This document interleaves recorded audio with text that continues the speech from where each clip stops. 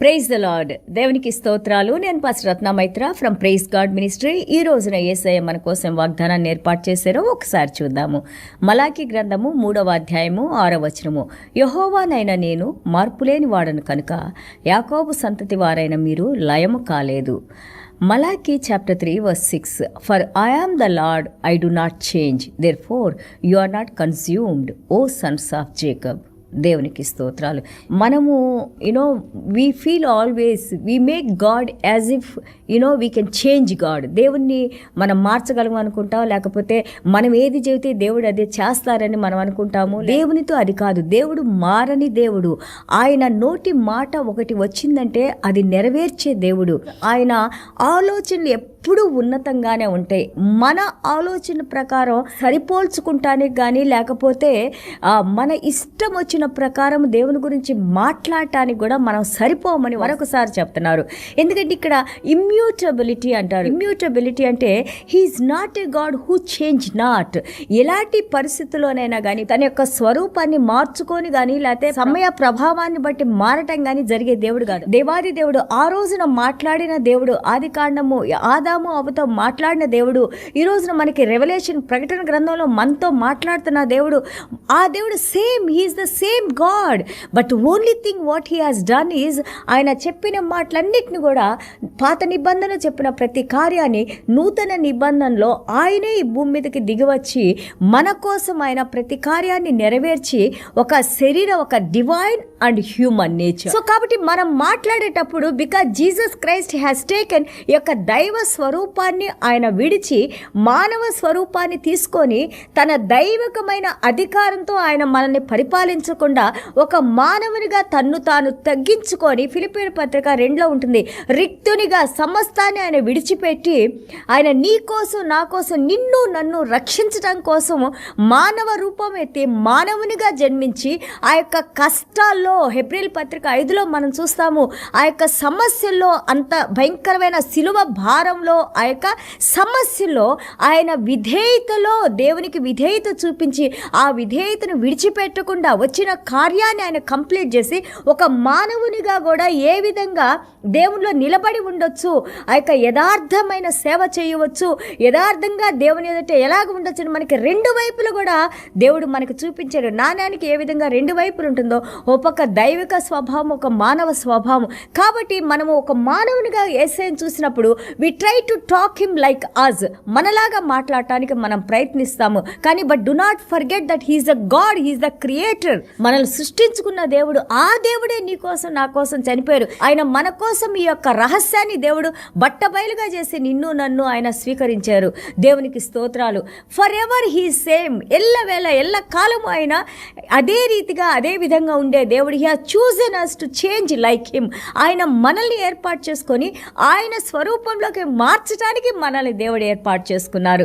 దేవునికి స్తోత్రాలు. And also చూడండి, ఇక్కడ మలాకి 3:5 వచనం మనం చదివినప్పుడు, తీర్పు తీర్చుటకై నేను మీ యొద్దకు రాగా, God is going to come to justify us, to judge us. Judgement is going to come. But కానీ ఎవరైతే దేవుని యొక్క శిలువ మరణం యందు విశ్వాసం ఉంచి ఆ శిలువ మరణం ద్వారా యేసు క్రీస్తు ఆయన మరణించి సమాధి చేయబడి తిరిగి లేచారని ఆ ప్రభు మన హృదయంలోకి వచ్చినప్పుడు, మన పాపాలను ఒప్పుకున్నప్పుడు ప్రభు మన పాపాలను మోసారని, మన ప్రతి పాపాన్ని క్షమించగలిగిన శక్తి మన ప్రభులో ఉందని, ఆ యొక్క పునరుద్ధాన శక్తితో దేవుడు మనల్ని శుద్ధీకరించుకుని మన పాపాన్ని క్షమించినప్పుడు నువ్వు నేను దీని తర్వాత జరిగే తీర్పులోకి మనం రామని బైబిల్ గ్రంథం తెలియజేస్తూ ఉంది. So whoever confesses now, these people are saved now, born again now, and we will not come into the later judgment. This is so important. అందుకే మనకి ఊపిరి ఉన్నప్పుడే దేవుని యొక్క సువార్తను వినినప్పుడు మన హృదయాల్ని కఠినపరచుకోవద్దని మరీ మరీ మరీ మనకి బైబిల్ గ్రంథంలో తెలియజేస్తూ ఉన్నారు. మీ హృదయాలు ఎలాగుండాలి? మెత్తబడే హృదయాలుగా ఉండాలి. కఠినపరచుకోవద్దు, దేవునికి దూరంగా వెళ్ళవద్దు, వేషధారణలో మనం జీవించవద్దు, అవివేకమైన మాటలు మాట్లాడవద్దు, సొంత నీతిలో బ్రతకవద్దు. పరిసయ్యులు శాస్త్రుల కంటే నీ నీతి ఎక్కువగా ఉంటేనే నువ్వు పరలోక రాజ్యంలోకి వస్తావని మన యేసయ్య మనకి తెలియజేస్తూ ఉన్నారు. దేవునికి స్తోత్రాలు. అలాగే ఆయన అంటున్నారు, చూడండి, తీర్పు తీర్చుటకు నేను మీ యొద్దకు రాగా, చిల్లంగి వాండ్ర మీదను వ్యభిచారుల మీదను అప్రమాణికుల మీదను నాకు భయపడక వారి వారి కూలి విషయంలో కూలివారిని, విధవరాండ్రను, తండ్రి లేని వారిని బాధపెట్టి పరదేశులకు అన్యాయం చేయవారి మీదను దృఢంగా సాక్ష్యం పలుకుదునని సైన్యములకు అధిపతి యెహోవా సెలవిచ్చుచున్నారు. దేవుడు అంటున్నారు, ఎవరైతే అక్రమంగా ఇతన్ని అప్రెస్ చేసి ఇతన్ని కష్టపెట్టి వారిని బాధ పెట్టి ఇతరుల ధనాన్ని దోచుకొని లేకపోతే వారికి రావాల్సిన ఇవ్వకుండా ఎవరైతే అన్యాయంగా ప్రవర్తిస్తారో, వ్యభిచారులు, అలాగే మోసం చేసేవారిని, చిల్లంగి వారిని, అబద్ధాలు చెప్పేవారిని, వీరందరికి కూడా ఒక రోజున నేను తీర్పు తీరుస్తాను, ఎందుకంటే నేను మారని దేవుణ్ణి అని అంటున్నారు. ఇక్కడ దేవుడు అంటున్నారు, I am not the Lord who changes, I will not change, forever I am same God.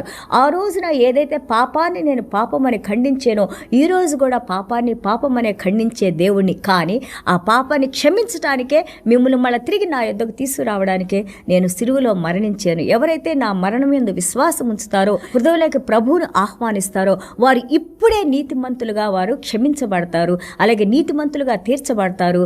వారికి పరలోక రాజ్యంలో స్థానం ఉంది, మళ్ళీ తిరిగి ఆ తీర్పులోకి రారు అని మన యేసయ్య మనకి తెలియజేస్తూ ఉన్నారు. What a wonderful verse is that one.